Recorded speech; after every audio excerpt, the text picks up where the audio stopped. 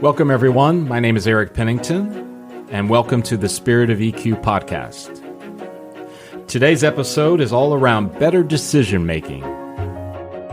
Life is a journey. Spirit of EQ helps shape and guide the road ahead for individuals, leaders, teams, and organizations striving to realize their full potential through emotional intelligence.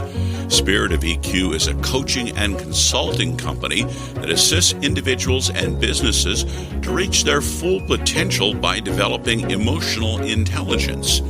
In business, managers and leaders recognize the value of training to develop leadership skills.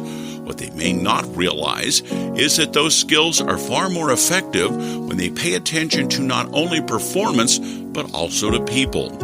Emotional intelligence is a crucial skill because people drive performance and emotions drive people.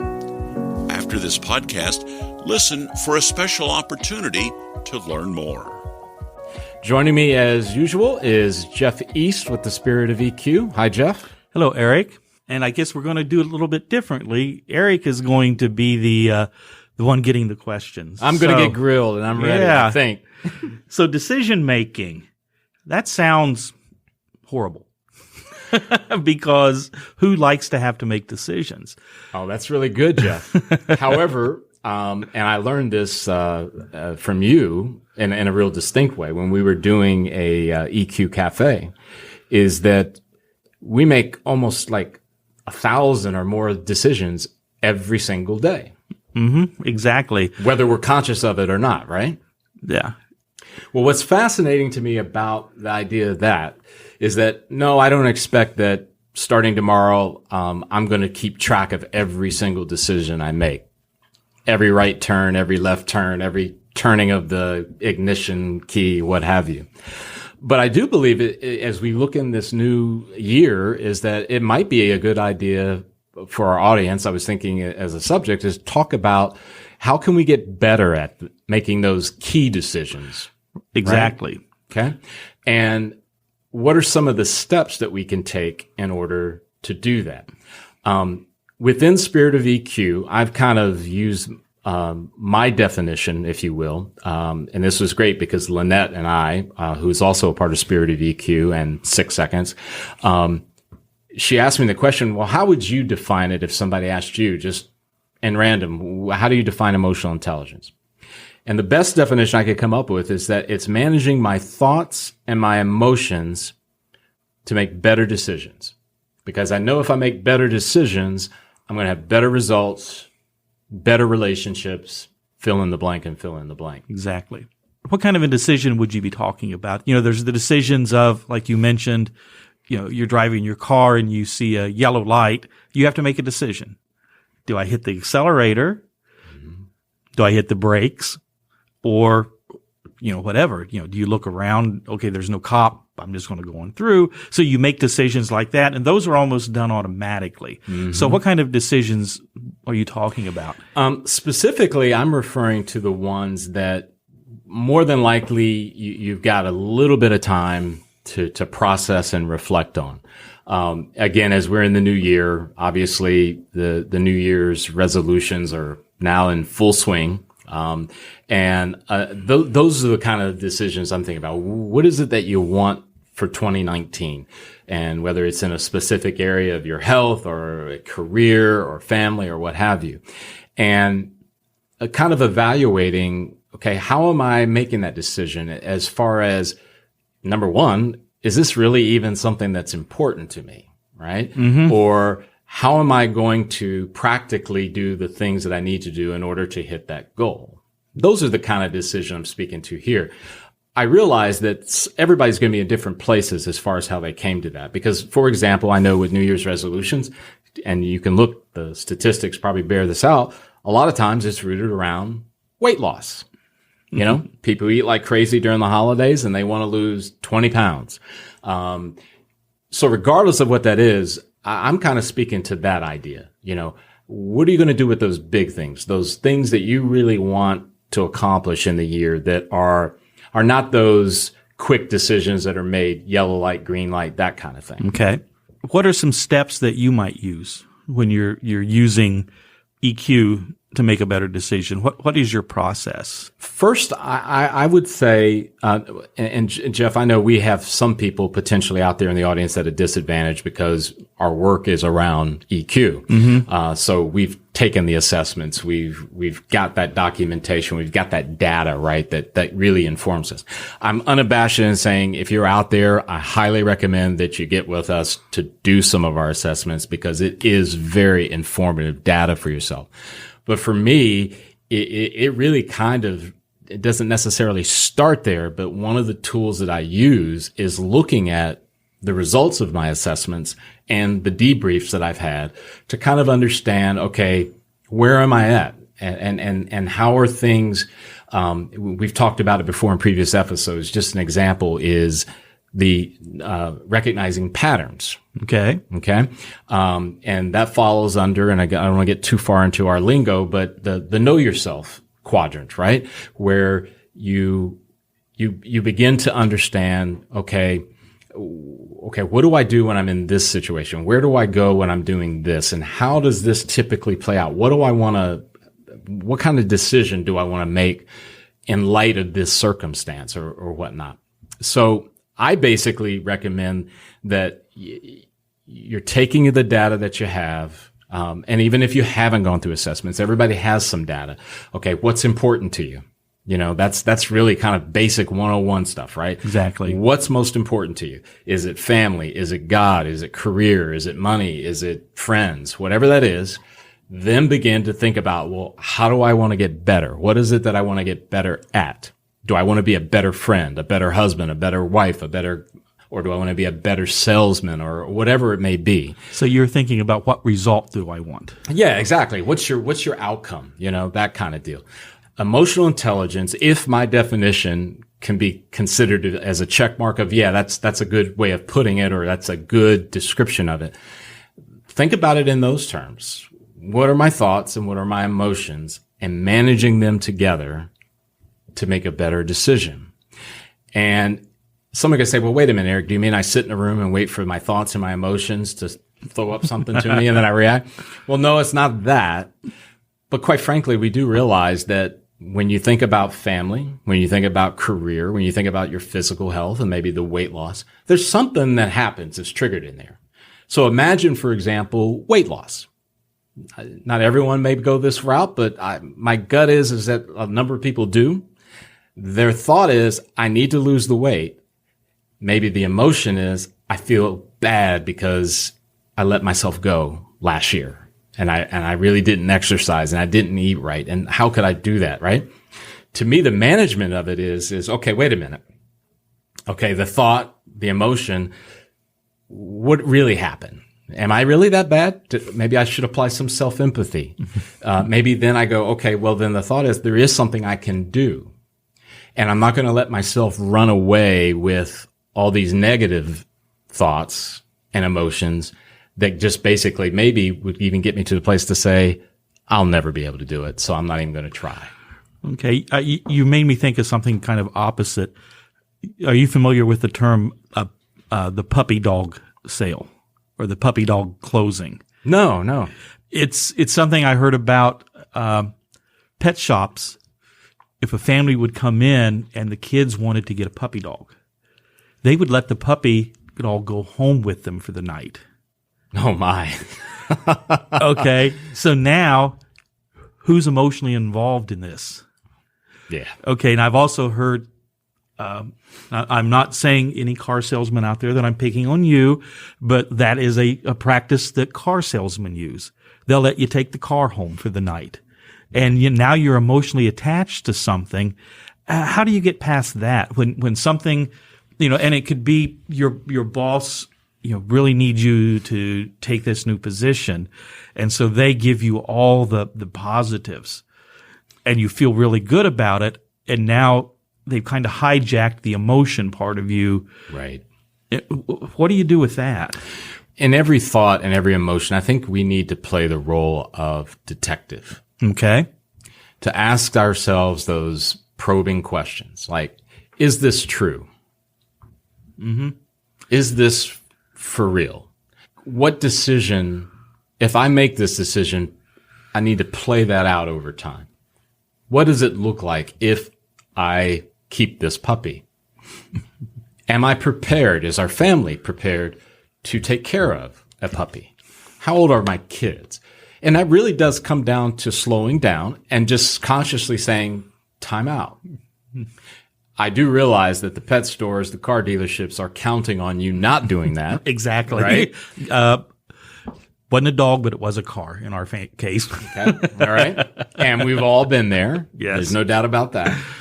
But I think the best decisions I've made is when I've said, I've got to give myself time to be my own personal detective, to evaluate and to think through. And not just think through in the sense of, can I afford it or I can't afford it, but play it out over time. You know, I'll never forget, there was a movie some time ago, and I might have mentioned it in a past episode. And I won't bore you with me trying to struggle and titles and all of that, but there was this scene. This guy was making continually mistakes. He was messing up, and it was now starting to move into messing up his life, right? And this teacher asked him, of all the things that you're doing, how many of them are making your life better? Okay. And the movie was, I mean, the scene, the art of it was just the expression on the guy's face. It was almost like a, wow, that is absolutely on mark. And I've never done that before. That's what it communicated. So maybe in some ways, it really is, quite frankly, that's another part of that detective work. Okay. Okay, you're describing one of our competencies in our EQ model of consequential thinking. Yes, exactly. And I can tell you from experience, Jeff, with my 19-year-old, I took her through an assessment, did a debrief, and looked at the score, and she readily admitted that's an area where I need to get better at. Because she, and again, it's not me, because hey, 19-year-olds are 19-year-olds. We were there before, right? She realizes that she can't just go off of the immediate. She's got to really take some time to evaluate. And maybe not for 3 or 4 days or anything like that. Sometimes you're not given exactly the amount of time you want. Sometimes you may have to make a decision quickly. But as quickly as you have to make a decision, I think that's as quickly as you can manage the thought and the emotion, right? And kind of apply the consequential thinking. So what I'm hearing, you're combining the emotion with the logical thinking. The emotion is the trigger. Mm-hmm. And then you're using your consequential thinking and your other parts of the EQ model to come to the decision to try to get the outcome you want. Yeah. And that's the beauty of the model that we use around emotional intelligence, is that there's these competencies that support these 3 spheres, right? The know yourself, the choose yourself, and give yourself, right? And how those all apply. And obviously this episode is not going to give you that in detail. And if you'd want to learn more, you can reach out to Jeff and I about that. But I wanted to give people a practical kind of, all right, where am I at? Another example for me, is diet, right? And obviously a lot of people have heard about all the different diets that are out there. Paleo, ketogenic, intermittent fasting, though that's not a diet. It's a way of, and I always ask the question, anyone that wants to talk to me about that, is that, are those sustainable? I mean, after you lose the 20 pounds, ding, ding, ding, you ring the bell, you did it. So are you going to keep doing that diet? Or do you go out and get pizza and ice cream? If the diet isn't sustainable, that you can adapt it as a part of your lifestyle from here until the what have you, then I would more than likely say you're going to be in for some big time frustration. And that's kind of where I liken it. So whether it's a diet, and it could be careers, another great example. Okay, if you stay in this role for the next whatever, what then? After you become the executive vice president of whatever, what then? You know, I have been in homes in very prestigious zip codes, very big homes, and they had no furniture. I've seen, the bed, the mattress and box springs on the floor, and milk crates like you would see in a college dorm, because they got the house they wanted, And when they went to pay, I've overheard conversations of which credit card has enough to pay this $200 bill. Well, I think of another thing too, Jeff, within that analogy is that the house sometimes can be a representative of us in the physical form, right? Mm-hmm. But inside, there's no furniture. Exactly. Right? And that's not a criticism. That's just an example of maybe we got it turned around. Maybe we should have worked more on what was inside and then the outside, right? Mm-hmm. And I firmly believe that most people have an intention every day of making good decisions. I don't think there are many people out there. I've never met someone who said, you know what? It's winter. It's January. Today's a good day for me to mess up, make some bad decisions. So, you think people do sometimes. Well, yeah, right. But that's not their intent. But the intention, I think, is I want to make good decisions, right? I want to make the kind of decisions that are going to lead to fill in the blank that's good and positive. And I also realize that sometimes people don't have anyone in their life that comes alongside of them to help them maybe pause for that moment. You know, that's one of the beauties of our work is that there's coaching available inside of it. It's not like we do a data dump on people and say, good luck. Right. Some people don't need that as much, but at the same time, it's one of those things that there's that availability, because if you try to go it alone, you're going to probably start to take your cues and your decision making based on influences around you. Mercedes-Benz and Chevy or fill in the blank with all of them, they do believe you need a new car. That's their job. That's their job. They're selling cars. You know, the person who's building homes, they do believe you need to move up to the next home. Okay. Nothing wrong with that. But what gets wrong is when our decision making are influenced by those forces that tell us this is who you should be. This is what you should do. You know, there's been some discussion in our household.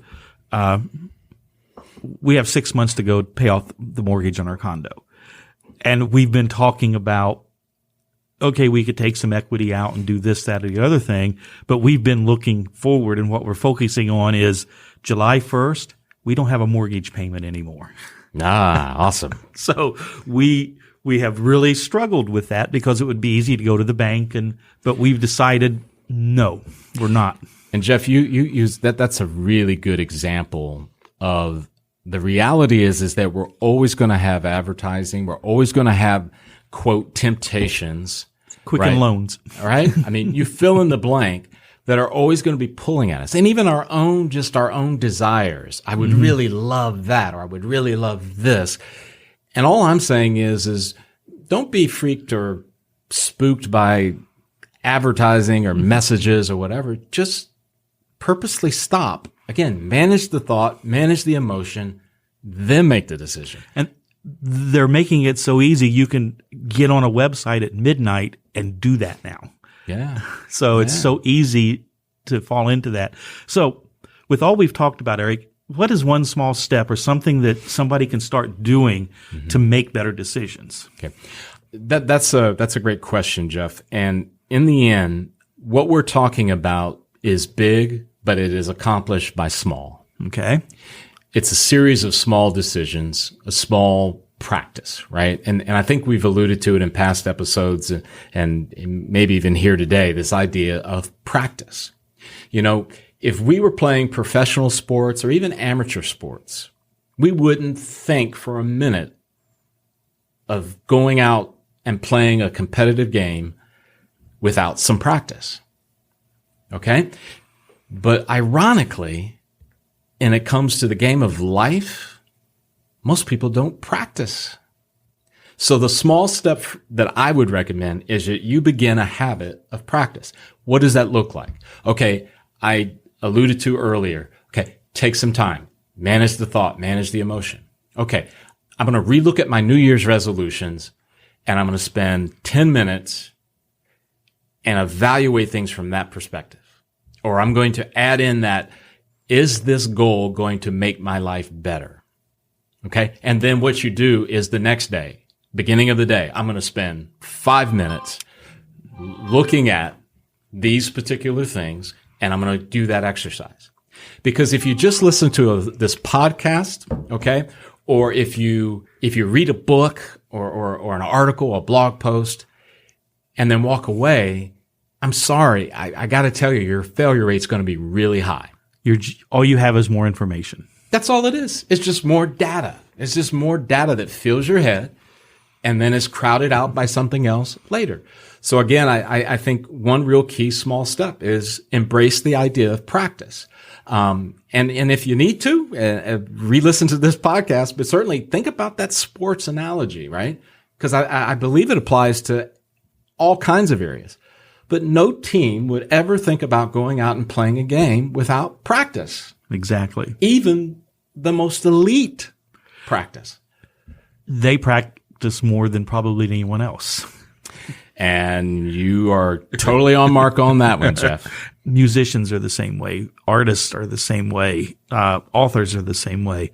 They practice. They work at it. I can't help but bring my Miles Davis analogy into Well, it's a tradition now. Oh, yes, we've got a regular habit, whether we're on whatever side of the microphone. But even as great as Miles Davis was, he practiced. He had to. I mean, you just can't rely on raw talent to deliver something wonderful. And I get it. We live in a culture and an age where practicing on the game of life is really kind of, it's non-existent. But I think you'll find that if you look at those who are really successful in life and fill in the blank with whatever area of life, more than likely, if you dig deep enough, you'll find practice was very much at the heart of it. Exactly. So what can Spirit of EQ do to help anyone? Well, I think a really good place is what we're doing here, Jeff, the podcast. We have a lot of episodes in the archive. We're consistently putting these out there. This is our way of communicating with you, that can give you useful tips. They can go to our website, which is just www.spiritofeq.com. There are a lot of resources there.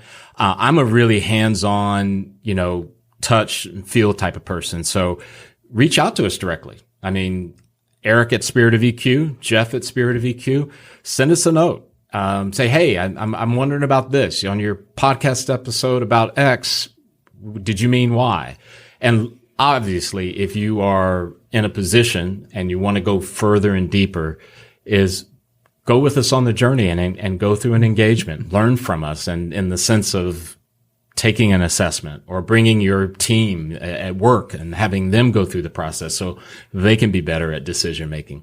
Because I'm one of these folks. I've got a very optimistic, I'm very, if that's the right way to say it, but I have a lot of hope that the more the people that we touch, Jeff, with things like better decision making through emotional intelligence, right? We're going to start to impact families, relationships, neighborhoods, cities, states, countries. I think that's how we're going to bring about real positive change. And I think it's very interesting. You've heard us mention 6 seconds. We're a preferred partner of 6 seconds. Yep. And 6 seconds has a really amazing goal. By 2039, they want to see 1 billion people practicing EQ in this world. Yes. And that's what Eric is talking about. Absolutely. And they use the word practicing EQ. It's not doing it, being the best at it, but practicing, because that's how you get better. Yeah. And if you think about it too, Jeff, what do you think the world would look like if better decision making was happening? Because better decision making is an outpour of practicing emotional intelligence.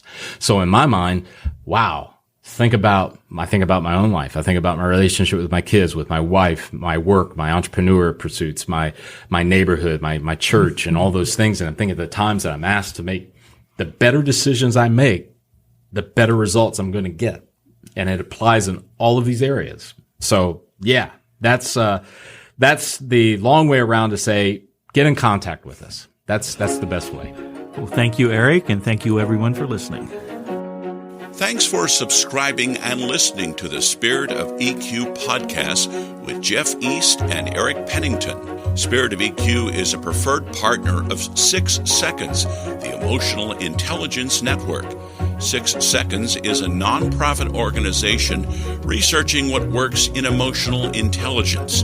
Best practices are shared through methods and tools that are global, scientific, and transformational.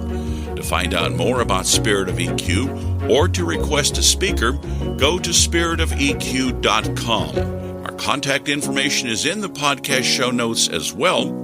And now for our special offer.